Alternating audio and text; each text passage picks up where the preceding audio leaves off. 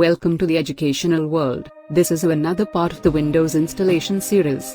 In this video, we will talk about how to create new partitions after installing a new window. So, go to this PC, right-click on it and select Manage option.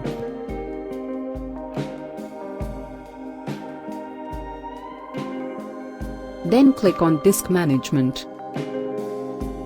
You can see, I currently have one partition which is disk C, where Windows is installed, having size of 465 GB. In order to create new partitions, click on disk C, then select Shrink Volume, and wait for a while.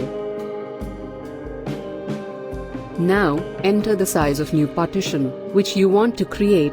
Keep this in mind, that we have to enter size in megabytes. I want to create partition having size of almost 366 GB, which is equal to 375,113 megabytes. Enter your desired amount to continue.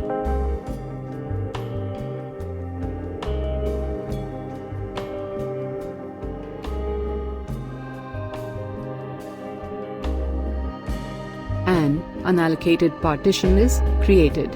Right-click on this partition and select New Volume to continue. Click on Next to continue. Here, you can assign the type of letter you want to your new created drive. Now, you can enter the name of drive you want.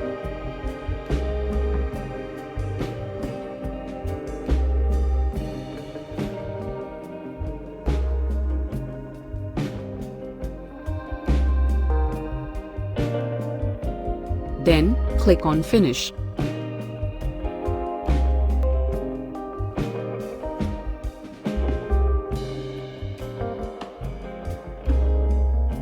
Congratulations! You have successfully created a new drive. In this way you can also create more partitions.